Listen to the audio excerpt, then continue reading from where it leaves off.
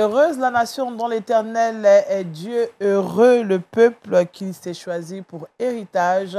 Shalom à tous et à toutes et bienvenue à Wake Up. C'est jeudi, nous sommes encore là pour vous accompagner. C'est l'avant-dernier numéro de la semaine et nous serons en joie pendant ces 52 minutes. Shalom au pasteur Doubi François. Shalom Daniel. Comment ça va? Dieu fait grâce, merci. Cette semaine, elle court bien. Hein? Elle commence bien avec des nouvelles opportunités. Alléluia. Que Dieu nous donne. Amen. Alors avec vous, on va méditer la parole de Dieu. Quel sera notre sujet? Bien sûr, nous allons parler ce matin de la foi audacieuse. La foi audacieuse. Oui. Vous savez, il y a souvent, devant des situations données, nous abandonnons. Nous voulons réussir, nous voulons entreprendre des projets, mais dès la moindre difficulté, nous relâchons. Alors que si nous persévérons, nous avons une foi audacieuse, nous aurons la victoire. Amen. Nos projets réussiront. Alléluia.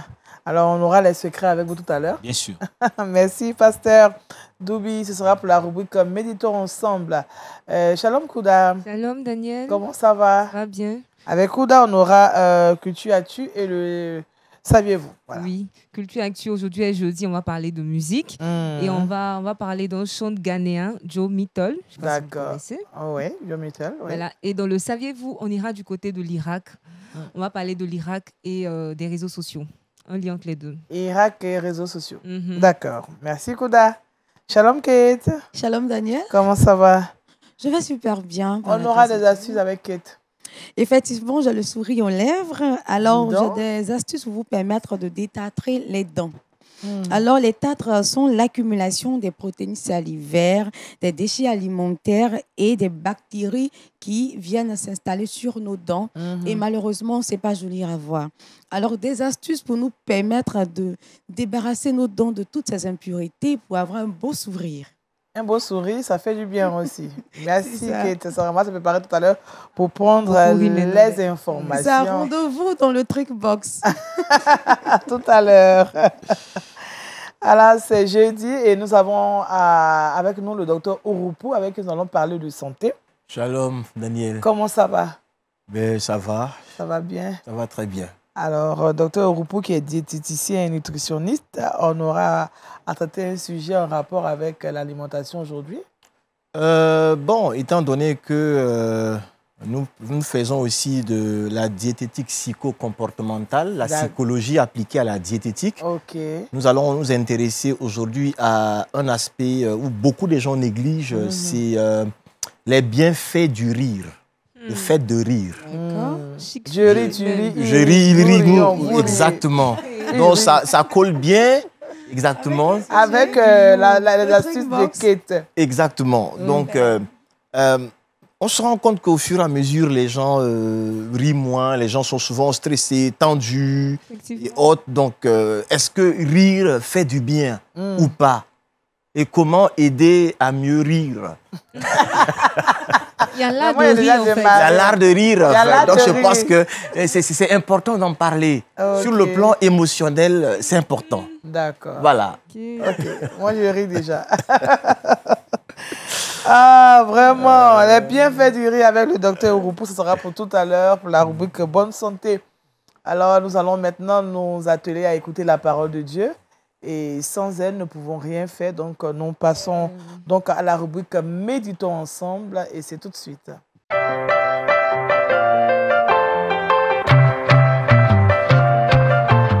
La foi audacieuse, c'est le thème. Texte d'appui, Matthieu chapitre 15, verset 21 à 28, pasteur. Oui. Bonjour, chers téléspectateurs de LMTV. Alors, nous allons faire la lecture de la parole de Dieu. Et donc, je vous invite à lire avec moi Matthieu chapitre 15, à partir du verset 21.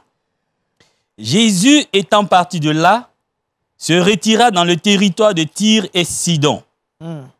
Et voici une femme cananéenne qui venait de ces contrées lui cria « Aie pitié de moi, Seigneur, fils de David, ma fille est cruellement tourmentée par le démon. » Il ne lui répondit pas un mot. Et ses disciples s'approchèrent et lui dirent avec insistance, « Renvoie-la, car elle crie derrière nous. » Il répondit, « je n'ai été envoyé qu'aux brebis perdues de la maison d'Israël. Mais elle vint se prosterner devant lui, disant, Seigneur, secours-moi. Il répondit, il n'est pas bien de prendre le pain des enfants et de le jeter aux petits chiens. Oui, Seigneur, dit-elle, mais les petits chiens mangent les miettes qui tombent de la table de leur maître. Alors Jésus lui dit, femme, ta foi est grande. Amen. Il te soit fait comme tu veux. Amen. Et alors même, sa fille fut guérie. Amen. Alléluia. Amen. Seigneur, bénis ta parole. Amen. Qu'elle nous donne de comprendre la profondeur. Seigneur, de la vérité rattachée à ta parole concernant la foi audacieuse. Au nom de Jésus, j'ai prié. Amen. Amen. Voilà un si merveilleux passage qui nous raconte l'histoire d'une femme païenne, une femme cananéenne qui a été visitée par un miracle. Alléluia. Amen. Alors, le thème que je propose à ce passage est le suivant. La foi audacieuse. La foi audacieuse. La foi audacieuse. Nous allons d'abord définir la foi avant de parler de la foi audacieuse de cette femme cananéenne. C'est ça. Vous savez, la Bible définit la foi dans le livre de Hébreux chapitre 11, verset 1. La foi, c'est l'attitude de l'homme qui accepte et tient pour vrai des réalités qui sont encore invisibles. Il croit à ce qu'il ne voit pas. Oui. Et il espère que ce qu'il ne voit pas se réalisera. Amen. Alléluia. Et aussi la foi a une source. Parce que beaucoup de personnes pensent que la foi est une folie. La foi possède la révélation que Dieu nous donne au travers de sa parole. C'est au travers de la parole nous avons la foi. Donc notre foi a une source. C'est la parole de Dieu. Donc, on ne croit pas comme ça. Non. La foi vient de la parole de Dieu. Et vous le verrez dans Romains chapitre 10, verset 17. Verset 17. L'objet de notre foi, c'est qui? C'est une personne. C'est Jésus-Christ. C'est parce que Jésus est ressuscité que nous avons la foi. Et la réalité de la foi, elle se manifeste. Celui qui dit qu'il a la foi, c'est par des expériences, c'est par des actions qu'on saura que tu as la foi. Alors, revenons à notre passage. La Bible nous dit que Jésus était de passage et il s'était retiré dans la ville qu'on appelle Sidon et Tyr, qui était des villes païennes. Oui. Jésus s'est retiré certainement. Il voulait un peu se retirer. On ne sait pas pour quel but, mais il s'est retiré. La Bible dit qu'il s'est retiré. Mais je sais, et nous savons que Jésus ne se retire pas en vain. Quand il se retire, c'est en réalité pour révéler le royaume de Dieu, pour faire apporter le salut à une personne. Amen. Certainement, c'est pourquoi il est allé vers Sidon et Tyr. La Bible dit quand il y était, une femme cananéenne. Et là, Matthieu, l'auteur Matthieu, précise bien une femme cananéenne. Au lieu de dire une femme de Sidon ou de Tyr, il dit cananéenne. Pour se rappeler des conflits qui existaient entre les Juifs et les Cananéens. Donc, c'est une femme qui appartient à une tribu cananéenne qui est venue vers Jésus. Et pour quelle raison? Parce que sa fille était maltraitée cruellement par un démon. Sa fille était maltraitée par un démon. C'est pourquoi elle est venue voir Jésus. Vous savez, lorsque ton enfant souffre, tu as plus de douleur que quand toi-même tu souffres. Quand tu vois ton enfant ou ta fille souffrir, souvent tu te dis, oh Seigneur, si tu peux enlever cette douleur sur ma fille ou mon enfant pour me faire porter cette douleur, j'allais être heureux. Parce que c'est difficile de voir son enfant gémir et toi-même d'être en bonne santé. Vous savez, il est écrit dans le livre de Nombres chapitre 14, verset 18. Il est écrit ceci. L'Éternel est lent à la colère et riche en bonté. Il pardonne l'iniquité et la rébellion, mais il ne tient point le coupable pour innocent. Et il punit l'iniquité des pères sur les enfants jusqu'à la 3e et à la 4e génération. Certainement, c'est le péché des parents qui agit sur l'enfant. Et cette dame, qui était voisin des Juifs, je sais qu'il connaissait les Saintes Écritures. Et cette femme avait appris beaucoup de choses de Jésus. C'est pourquoi elle a approché Jésus. Elle dira ceci. Ma fille est cruellement tourmentée par le démon. Et elle dit à Jésus de guérir sa fille. La Bible, la première réaction que Jésus a eue, et là je vais vous parler de 3 obstacles qu'elle a surmontés afin qu'elle ait la guérison de sa fille. 3 obstacles. J'appelle ça 3 obstacles, sinon 3 étapes. Première étape, quand elle a demandé à Jésus de guérir sa fille qui est tourmentée, la Bible dit au verset 23 du chapitre 15, il ne lui répondit pas un mot. Il ne lui répondit pas un mot. Moi, j'ai un problème. Mon enfant souffre cruellement. Je vois sa douleur. Je sais que tu es un Dieu de compassion, un Dieu d'amour. Tu es venu, tu guéris, j'ai appris, tu fais des miracles. Et je vais te présenter le cas de ma fille et tu ne réponds même pas un mot. Si tu étais à la place de cette femme cananéenne, quelle serait ta réaction? Elle va pleurer. Les Ivoiriens appellent cela, c'est une foutaise. Oui. Je te parle. Et tu ne me réponds pas. Mm-hmm. Même si tu répondais un peu non, c'est acceptable. Oui, c'est acceptable. Mais aucun mot. C'est comme si tu ne m'as pas considéré comme un être humain. Ouais. Pas de considération. C'est la première pensée qui vient dans notre esprit. Devant une telle situation, souvent on désespère. On abandonne. Non, c'est fini. Je sais qu'il ne veut pas. Donc, on a dit, mais pourquoi tu es revenu? Non, moi je lui ai parlé, il n'a rien dit. Mais est-ce que tu insistes? J'ai dit, il n'a rien dit, donc laissez-moi. Et son enfant, sa fille, elle est restée possédée par ce démon. Et même, les disciples s'approchèrent de Jésus et disent, avec ça, renvoie-la. Les disciples sont venus pour dire à Jésus, il faut la renvoyer. Wow. Elle est en train de crier, elle nous fatigue avec ses cris. Il faut la renvoyer. Dis-nous seulement moi, la chasser.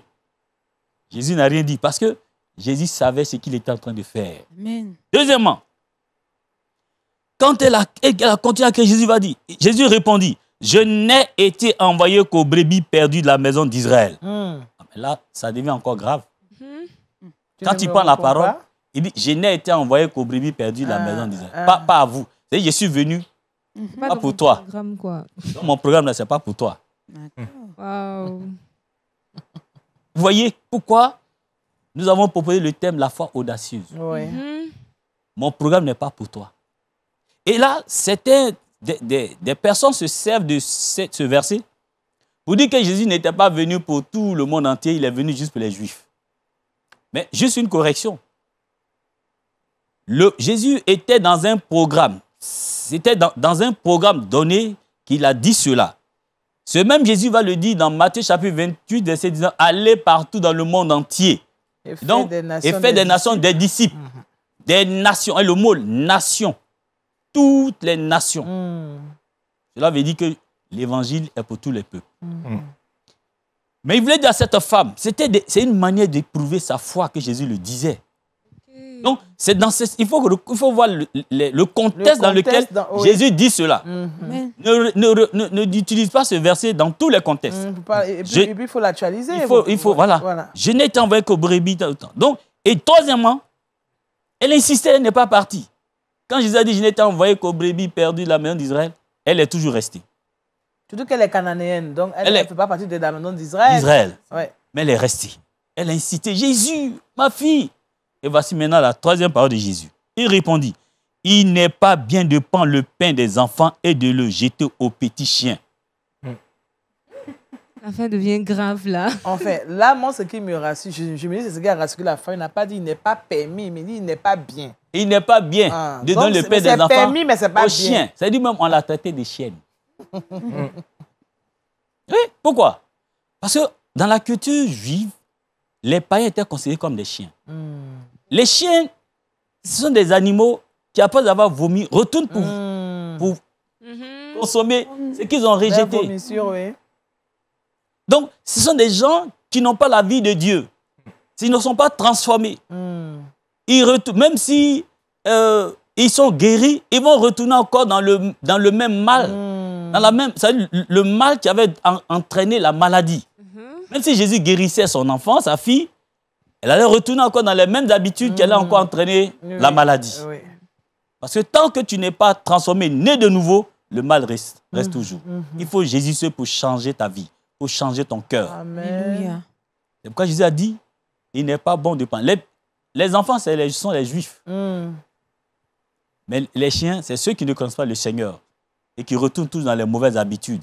Quand le Seigneur leur fait du bien, ils retournent tous. C'est comme des porcs, quand on les lave, on leur met des chaînes, ces porcs retournent encore dans la boue. Et voici ce que cette femme va faire encore. Elle va dire, oui Seigneur, dit-elle, mais les petits chiens mangent les miettes qui tombent à la table de leur maître. Elle a accepté sa condition de chienne. Quand je dis, on ne donne pas le pain des enfants aux chiens, elle dit, oui Seigneur, j'accepte ma condition. Je suis une chienne. Mais même si les morceaux de pain que les enfants mangent, là, après avoir mangé, quand les os là, tombent sous la table, nous pouvons manger les miettes. Non, j'accepte ma condition. Jésus a vu l'humilité de cette femme. Jésus a vu la foi audacieuse de cette femme. Alléluia. J'ai dit, sa foi a touché Jésus. Ce qui me plaît, c'est-à-dire quand tu poses des actions qui touchent le cœur de Jésus, il ne reste jamais indifférent. Et c'est ce qui me plaît. Il faut toucher Jésus. Il faut être audacieux. Une foi courageuse. Une foi déterminante. Une foi qui brave les obstacles. Amen. Il faut persévérer. Ne sont pas des chrétiens qui, dès qu'on prie, oh Seigneur, bénis, moi j'ai bien de ça au nom de Jésus. Amen. Jésus n'a rien fait, on relâche, on prie. Prie jusqu'à ce que tu aies la réponse de Dieu avant de t'arrêter. Il faut une foi audacieuse. Quand tu te lèves contre les oppositions des puissants des ténèbres, contre ton projet, tes affaires, ta famille, ton église, prie jusqu'à ce que tu aies la victoire. Amen. Cette femme n'est pas retournée tant qu'elle n'a pas vu sa fille guérie. Elle a accepté sa condition. Je suis une pécheresse. Je suis une chienne. J'accepte. Mais j'ai besoin seulement de la guérison de ma fille. Il y a des chrétiens qui viennent à l'église. Oh Seigneur, moi, je paie ma dîme. Je suis le responsable de l'église. Agis dans ma vie. Agis. L'orgueil qu'on a. Dans la prière. Même quand on prie dans notre esprit, moi je travaille pour toi. Je fais ça. C'est pas avec humilité qu'on s'approche du Seigneur. On s'approche avec orgueil. Et on n'obtient rien de la part du Seigneur. Parce qu'on pense qu'on estime qu'on doit recevoir. On doit recevoir. Ouais. C'est ce qui fait que nos prières ne sont pas exaucées. L'un des facteurs qui fait que nos prières ne sont pas exaucées. Et donc, cette femme va toujours persévérer. Elle va dire, Seigneur, ma fille. Certainement, elle connaissait l'histoire de Rahab. Elle connaissait l'histoire de Ruth. Parce que les peuples qui vivaient à côté des Juifs connaissaient l'histoire du peuple d'Israël. C'est ça. Rahab, qui n'était pas appelée être dans la ligne, elle est rentrée. Oui. Ruth, qui n'était pas, est rentrée. Non, c'est dit, c'est un bon-ci. Je vais marquer mon histoire. Je vais marquer mon histoire. Elle est restée là attachée. Et la Bible dit, quand Jésus a vu l'action, la foi de cette femme, voici ce qu'il va dire. Alors Jésus lui dit, femme, ta foi est grande. Ta foi est grande. Est-ce que Jésus peut rendre témoin de ta foi?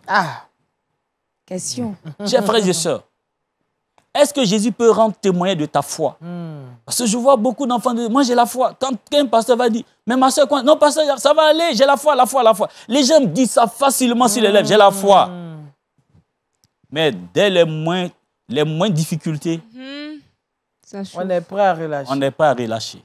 On ne prie plus. On abandonne notre moment de prière, d'intercession. On est découragé. Non, Dieu a voulu que ça soit. C'est pourquoi c'est arrivé. Tu n'as même pas entendu un mot de la part du Saint-Esprit avant de t'arrêter. Prie juste à ce que tu entendes la voix du Saint-Esprit qui te dise, mon enfant, ma grâce te suffit. Amen. Ou mon enfant, je suis avec toi. L'enseignement que nous avons tiré, c'est cela. Persévérons. Lorsque nous voyons des obstacles sur notre chemin, lorsque nous nous approchons de notre Dieu pour demander son aide, sa faveur, son soutien, son secours, quand la bénédiction tarde, ne nous décourageons pas. Persévérons. Ainsi, le Seigneur rendra témoin de notre foi. Il dira, Amen. Ta foi est grande, ma fille. Amen. Ta foi est grande, mon fils. Allez, tiens ce que tu cherchais. Que Dieu bénisse au nom de Jésus. Amen, amen, amen. Merci, pasteur Doubi François. Je pense que le thème, on l'a dit, la foi audacieuse, et à travers ce texte que nous venons de lire, chacun de nous est concerné. Nous devons nous lever pour vraiment avoir cette foi audacieuse. Alors, pasteur, est-ce que il suffit seulement d'accepter comme cette femme a accepté sa condition pour dire qu'on a une foi audacieuse? Oui. Est-ce que la persévérance suffit pour dire qu'on a une foi audacieuse? Oui, la foi audacieuse, c'est une foi persévérante. C'est une foi qui ne s'arrête pas tant qu'on n'a pas reçu ce qu'on cherche. C'est-à-dire, le fait de reconnaître que même la femme reconnaissait que Jésus là, est capable de décanter sa situation. C'est lui seul qui a la solution. Personne d'autre n'a. Donc si elle allait ailleurs, elle n'allait jamais avoir la solution. C'est ça. Elle est restée là à attendre jusqu'à ce qu'elle ait la guérison. La constance. La constance, Oui. la persévérance, l'audace, le courage. C'est ça. C'est ce qui doit accompagner l'enfant. C'est ce qui doit accompagner la foi. C'est ça. Merci, pasteur. Moi, je pense que ça, vous avez des questions. D'accord. Je pense que le pasteur a répondu à ma question. J'ai voulu demander, est-ce que la foi en elle seule peut nous permettre d'obtenir gain de cause dans notre situation devant le Seigneur? Oui. La Bible dit le juste. Souvent, on dit qu'il faut s'aimer. C'est vrai, tu as la foi, mais il faut s'aimer. Il faut accompagner d'actions. Accompagner ta foi des actions. Oui. Oui, Jacques le dit. Hein? Jacques le dit. Jacques, chapitre 2, verset 14. La foi sans les œuvres est une foi morte. Si tu dis que tu as la foi, ça c'est dans le domaine des actions. Parce que la foi se démontre, c'est ce que je disais tout à l'heure. On ne dit pas la foi en parole, mais dans les actes. Si tu as vraiment la foi, il faut poser des actes, qui prouvent vraiment que tu as la foi. Parce que justement, avec cette femme, on se rend compte que malgré le fait que même les disciples étaient prêts à la chasser, elle continuait de les suivre avec les cris. C'est ça sa foi. Donc, l'action qu'elle menait, c'était de les suivre jusqu'à ce qu'elle ait la guérison de sa fille avant de Et partir. sa fille était guérie. Oui, alléluia. À l'heure même, sa fille fut guérie. Amen. Donc, qu'est-ce qui a guéri la fille? La foi de sa maman. Amen. Parce que le temps est parti. Je ne sais pas, Kouda, rapidement, le temps est parti. D'accord, donc je peux poser au pied. Rapidement, oui. C'est la folie en fait de la sagesse. Plutôt, est-ce qu'une foi peut être sage? Parce que souvent, tu as envie de faire certaines choses, tu veux obtenir certaines choses et tu te mets dans des situations bizarres pour te dire non, c'est parce que c'est la démonstration de ma foi. Par exemple, prendre un prêt bancaire ou s'entêter pour dire telle personne là, Dieu m'a dit que c'est mon mari, j'ai la foi, alors que peut-être vraiment les circonstances ne sont pas en ta faveur. Donc là, est-ce qu'on peut dire que tu as la foi, mais ta foi n'est pas sage? Très bien, c'est une bonne question. En fait, il y a la foi, je disais tout à l'heure, notre foi est basée sur la parole de Dieu. Amen. Ça, c'est important. Qu'est-ce que la Bible dit? Est-ce qu'il y a un verset? Dieu te donne un verset par rapport à ce que tu veux faire. Quel est le message que Dieu te donne? Et notre sujet, c'est Jésus. La foi est basée sur Jésus. Donc, ce n'est pas une foi comme ça, quelqu'un a dit, tu as vu quelqu'un faire quelque chose. Les émotions, tu es là, tu dis, Dieu m'a dit que je vais le faire. Quand on te dit, mais sur quoi tu appuies? Non, Dieu m'a dit, mais il dit sur quoi? Rien. Non. Notre foi s'appuie sur la parole. La foi vient de la parole de Dieu. Ouais, non. C'est Jésus sur qui nous fondons. Donc, c'est ça. Moi, comme le temps est parti, j'allais te parler, d'éclairer sur certains points, parce que je vois beaucoup de jeunes qui s'égarent. Ils ont des foi qui ne sont pas des foi sincères.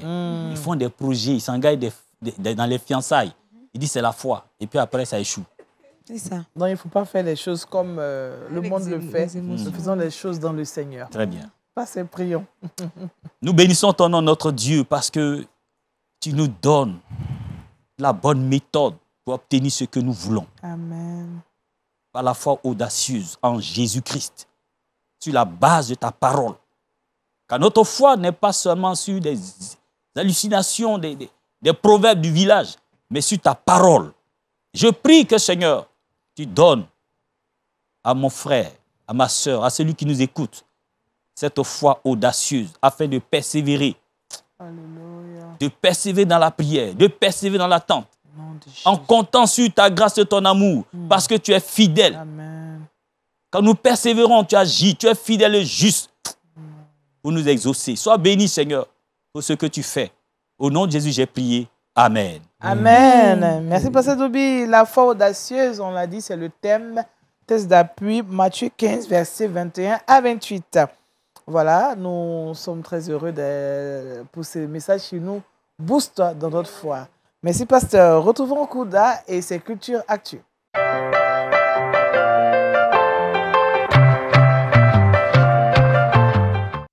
En musique, et on parle de Joe Mettle. Joe Mettle, oui. Je sais que c'est un artiste qui bénit sûrement la vie de nos amis de Wake Up. Donc, c'est un chanteur ghanéen. Je ne sais pas si vous le connaissez, Joe Mettle. Ouais. Il est dans votre playlist, je suppose. Oui, la playlist de l'MTV. Mais personnellement... Si, playlist personnelle. Il a sorti un dernier titre dernièrement. avec une chorale, une grande chorale. Oui, la chorale, je vais donner le nom de la chorale tout à l'heure. Hein? Ah, super. Donc, Joey Mitchell, c'est un homme de Dieu, un chanteur chrétien qui est l'aîné d'une famille de 6 enfants, qui a grandi dans les valeurs de Christ et il a même étudié dans une université chrétienne, l'université pentecôtiste du Ghana. Et Joey Mitchell a commencé sa carrière en tant que choriste.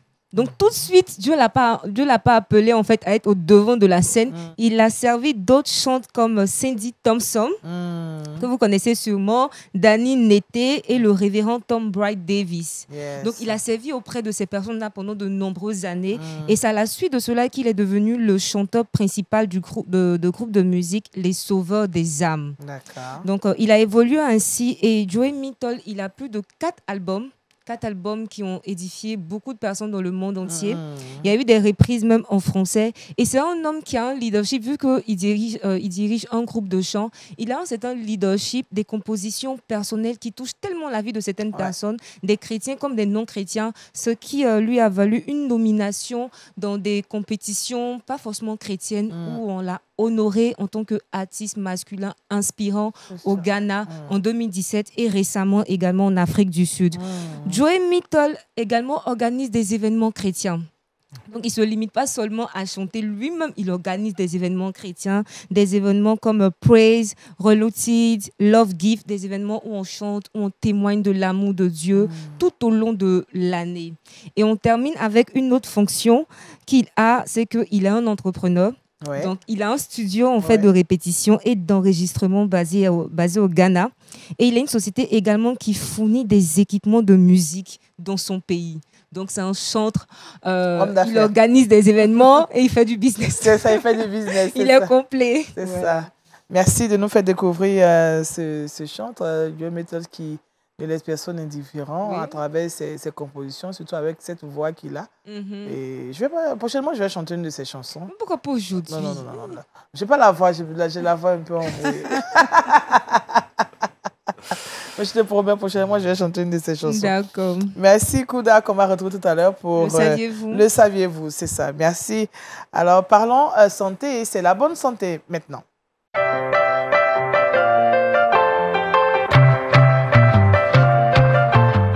Les bienfaits du rire, c'est le thème que nous propose notre spécialiste aujourd'hui, le docteur Ouroupou Jacques, diététicien nutritionniste. On va parler un peu de quoi?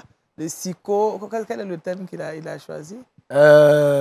Spécialiste en diététique psycho-comportementale. Voilà, psycho-comportemental. Donc le rire fait partie des comportements. Moi, je ris beaucoup. Effectivement, ça fait du bien. Parce qu'aujourd'hui, le milieu professionnel, le plus souvent, avec les difficultés, les tensions sur le plan social et tout cela, fait à ce que on n'a pas le temps souvent de se détendre, on est souvent stressé, opprimé, oppressé. Voilà, et c'est difficile aujourd'hui d'avoir des temps de loisirs parfois et autres. Et ça impacte véritablement sur notre bien-être. Vous voyez qu'il y a de cela peut-être 5 à 10 ans, beaucoup de gens s'intéressent par exemple à l'humour. Pourquoi? Mais c'est parce qu'en fin de compte, on essaie de transférer nos frustrations, nos stress, effectivement, vers en fait de l'humour et tout ce qui fait rire. Parce que c'est aussi une thérapie, en fait. Parce que c'est important le fait de rire et autres permet véritablement de produire plus l'hormone qu'on appelle la sérotonine. La sérotonine, c'est l'hormone de bonne humeur, l'hormone... voilà, et aujourd'hui, on peut retrouver par exemple la sérotonine lorsque souvent les gens aiment manger beaucoup plus, par exemple, du chocolat et autres. On dit voilà, le chocolat, quand on me donne de manger du chocolat, ça me permet de manifester de l'amour, manifester de la joie. C'est à cause de la sérotonine, l'hormone du bon humeur.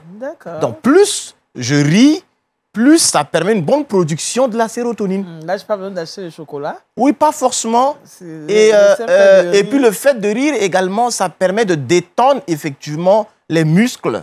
Ça permet également, c'est une manière de se détoxifier On appelle cela dans le jargon psychologique les vidanges, en fait. Okay. J'essaie de me vider à un certain niveau de l'anxiété, du stress. Et donc, c'est important de rire. Quand quelqu'un ne rit pas, il est tendu. Ça le déforme et parfois il devient vilain. Le mot est sorti. Oui, en fait, il ne devient pas beau. Il n'est pas beau. Oui, il n'est pas beau. En fait, c'est important de se détendre, de rire. Oui, parfois, vous savez, les gens qui sont souvent crispés, autres, ça impacte même sur ta beauté. Au niveau de la peau, vous allez voir que des rides et autres. Le rire, ça permet en fait, ça contribue au bien-être, en fait. Donc, c'est pas mauvais de rire. Et le plus souvent, sur le plan émotionnel, vous allez voir que beaucoup de femmes, parfois, facilement peuvent rire. Mais les hommes, surtout en Afrique, on rit parfois difficilement ou bien d'une manière mécanique. C'est comme si nous sommes devenus... Oui, on dit quand tu es un homme et puis tu ris trop, c'est pas signe de virilité. Donc, on rit comme des robots, quoi. Voilà. Donc, en fait...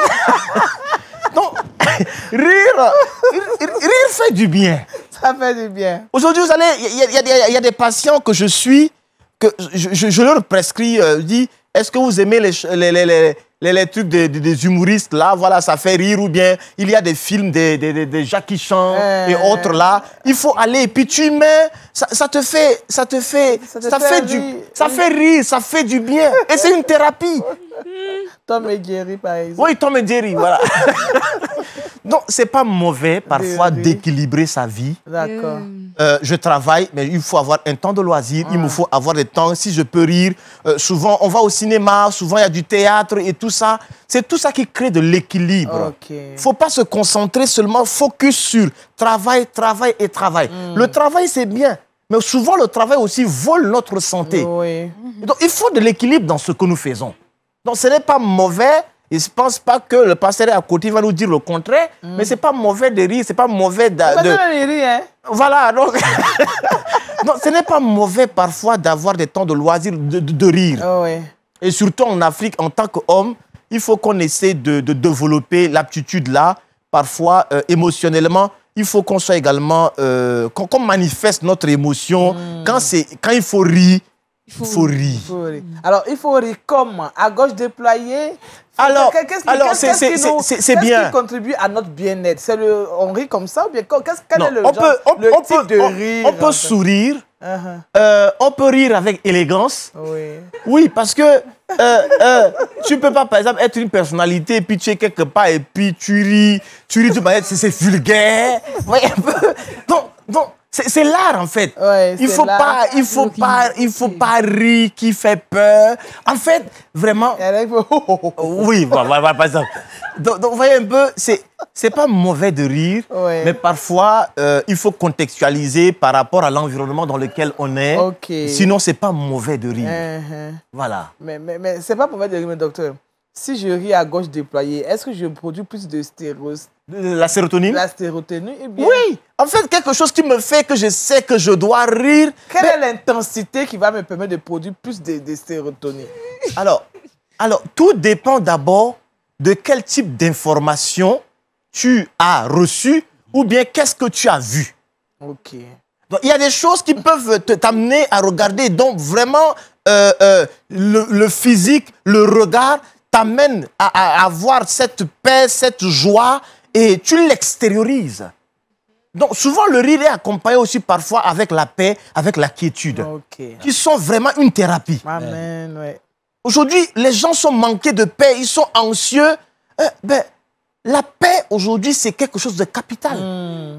Donc, lorsque j'ai une paix intérieure avec de la joie, il y a de ces maladies-là que je ne manifeste pas. D'accord. Quand je suis souvent tendu, stressé, ça permet de plus produire les cortisones et ça rend les muscles tendus.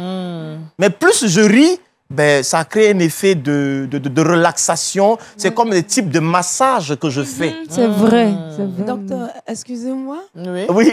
Le fait d'étouffer le rire peut nous rendre malades. Parce qu'il y a des situations où tu as envie de rire, mais tu bloques un peu. S'ils ont entendu ton rire là, tu étouffes le rire. Est-ce que ça peut nous... Oui, ça peut un peu te stresser, ça peut un peu... Comment est-ce que tu n'es pas libéré, en fait. Oui, tu n'es pas libéré. Non, en fait, trouve-toi un lieu pourri. En fait, ça vient automatiquement. Est-ce qu'on peut contrôler? Exactement. Tu n'es pas joyeux, que tu es stressé, tu vas fournir les hormones. Exactement. Quand Dieu nous dit soyez joyeux, là, lui vient le démontrer scientifiquement. Scientifiquement, c'est bien. Quand tu ris, écoutez, franchement, c'est pas tout qu'il faut forcément prescrire médicaments. Le rire, c'est important. Être joyeux. C'est le premier remède aujourd'hui. Sur le plan psychologique, les gens sont malades psychologiquement.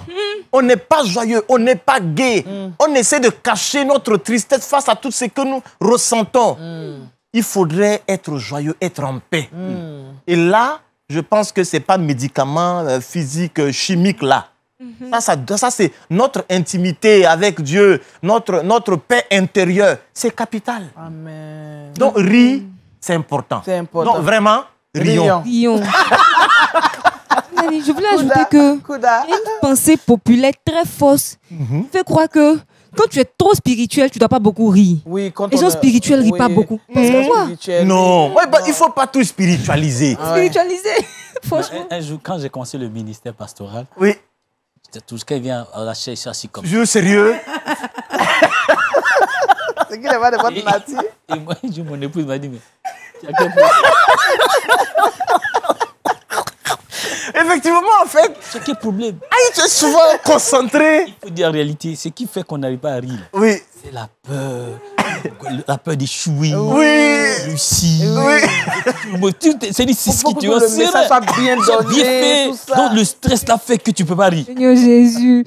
Le stress, si tu vois que les hommes ne rient pas beaucoup, le fardeau de la famille, les enfants, le loyer, l'école. À la maison, on ne rit pas. C'est vrai, parce que ça accélère, le fait de ne pas rire, le fait de ne pas s'épanouir et tout ça, ça accélère le vieillissement. Psychologiquement, on est atteint et vraiment, je pense qu'il faut exercer cela. C'est pourquoi aujourd'hui, dans le domaine de la science, les gens proposent les styles de yoga et autres dans le domaine du spirituel, mais en tant que chrétien, on n'a pas besoin de faire le yoga. Non. On n'a pas besoin de faire planer l'esprit. Non. En fait, on a tout ce qui est simple qu'on peut appliquer. Il faut rire. Il faut être en paix. Dieu rit. Hein? Là, il y a un somme qui nous dit que Dieu rit. Ah, d'accord. Donc, moi, je pense que... Il y a un somme qui nous dit que Dieu rit. Dieu se réjouit. Quand on dit Dieu se réjouit là, de ses enfants. Il est heureux. C'est remarqué aujourd'hui là. Il doit se moquer de nous. Tu dois le faire rire. Ta vie doit le faire rire. Il doit rire là-bas. Il est fier de toi. Non, moi je pense qu'aujourd'hui, rions. Ça fait du bien. Combien de fois par jour? Autant que tu pourras rire et que ça peut faire du bien, il faut le faire. Parce que nous sommes dans un monde totalement, on est totalement stressé, opprimé à tous les niveaux où aujourd'hui, tout le monde, tu vois les gens, il y a les stigmates, des problèmes, des soucis. Vraiment, on est malade psychologiquement. Il faut qu'on puisse rire, il faut qu'on soit heureux, qu'on soit joyeux. Amen. J'espère voir sur une ordonnance un jour, monsieur, riez un peu. Non, comptez sur moi pour ça. Ça, je le dis. Je l'écris souvent. Rire et de temps pour rire et puis le repos. Ce sont des médicaments. Que cela soit notre devise en tant qu'enfant de Dieu. Exactement. Rions, étant chez vous, riez avec nous, c'est important. Moi, avant, j'aimais beaucoup rire et je n'aimais pas les moments de tristesse. Donc, quand je me lève le matin et où je suis vraiment... Je me chatouille un peu et puis je ris. Ou bien je pense à quelque chose. C'est une bonne thérapie. Hein? Et ça me permet d'affronter. Ça, c'est un secret. Hein. Ça me permet de... Je n'aime pas rester sans rire. Pourquoi? Il n'y a pas rire. Donc, on dit, bon, moi, je vais de ce médicament. Là. Le médicament rire, là, ça va pour moi. D'accord. C'est bien. Le wake-up est bien. Chaque matin, quand tu écoutes l'adoration, tu lis la Bible, tu as tellement la joie que tu ris en priant. Ça te donne, ça te renouvelle avant d'aborder la journée. On dit prie. Oh Seigneur, Seigneur. Il faut rire en priant. Oui. C'est ça à dire. Les chants d'adoration. Ouais. Alléluia. Nous sommes vraiment Amen. bénis ces jours. Merci, docteur Ouroupou. Les bienfaits du rire. Docteur, on pourrait dire que le rire ralentit le vieillissement. Le rire. Oui, le riz contribue également à booster également le système immunitaire parce que ça réduit ce qu'on appelle le stress oxydatif. On produit moins de déchets toxiques dans l'organisme. Ouais. Et donc, sur le plan psychologique également, ça fait du bien. Donc, le rire aujourd'hui, c'est une thérapie et on doit l'appliquer. Rions. Rions. Merci, docteur. On rit. Nous allons passer avec... oh là là. Oh, rions. Voilà. Le trick box.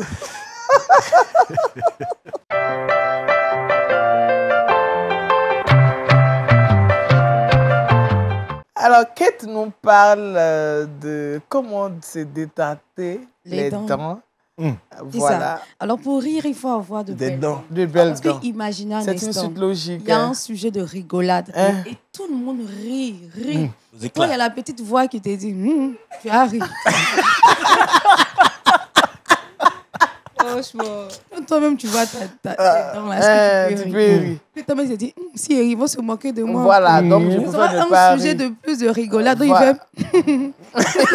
Il rit pas bien. Il ne rit alors qu'il faut avoir un beau sourire. Voilà, alors qu'il faut avoir un beau sourire. Donc, pour vous permettre d'avoir un beau sourire, j'ai quelques astuces pour vous permettre de vous détartrer les dents. D'accord. Alors, comme d'habitude, vous prenez un stylo et un bloc-notes. N'oubliez pas, le bicarbonate de soude. Okay. Alors, on peut utiliser le bicarbonate de soude de différentes façons. Premièrement, vous pouvez associer le bicarbonate de soude à votre dentifrice. D'accord. Vous brossez les dents. Ou tout simplement saupoudrer votre brosse à dents de bicarbonate de soude. Mais attention, il ne faut pas abuser. Donc, il faut le faire 2 fois par semaine pour ne pas abîmer l'émail dentaire. D'accord. Régulièrement, ne le faites pas 2 fois par semaine. Et quand vous sentez que vos dents sont propres, c'est plus la peine. Vous pouvez faire 1 fois par mois, 2 fois par mois pour vous garder une belle dentition. D'accord. Ensuite, deuxièmement, le vinaigre blanc. Le vinaigre blanc. Alors, qu'est-ce qu'il faut faire? Il faut prendre 2 cuillères à soupe de vinaigre blanc dans une demi-tasse d'eau. Ensuite, vous faites un bain de bouche, donc 1 fois par jour pendant 1 semaine, sans traitement. Après les 1 semaine, il faut arrêter pour ne pas tout simplement abîmer l'émail dentaire également. Et la 3e astuce consiste à utiliser le citron. Le citron? Voilà. Donc, le citron est un antiseptique naturel. Il a également une action détartrante. Donc, 1 fois par semaine, utilisez un citron bien mûr et faites-en un bain de bouche. Après quoi, rincez bien votre bouche avec de l'eau claire pour éviter encore de vous abîmer l'émail dentaire. Et faites-le pas de manière régulière. Donc, 1 fois par semaine. Voilà quelques astuces pour vous permettre d'avoir de belles dents. D'accord, merci. On a bicarbonate de soude. Bicarbonate de soude, le vinaigre blanc et le citron. Merci. Ne pas abuser. Voilà, je le répète et j'insiste. D'accord, il ne faut pas abuser. Il ne faut pas abuser. Parce qu'après, on va dire non, Kate a dit, moi, mes dents sont en train de s'infiltrer. C'est flétri, donc ce n'est pas la peine. Merci, Kate, pour ces conseils. Je pense que nous en avons besoin pour avoir, pour être en bonne santé, pour un bien-être absolu. Le Seigneur a mis à notre disposition beaucoup de choses pour nous permettre d'être, en tout cas, épanouis sur cette terre. Donc, il ne faut pas oublier ces choses. Il faut plutôt les appliquer à notre vie. Merci, Kate. Retrouvons Kouda et c'est Le Saviez-vous?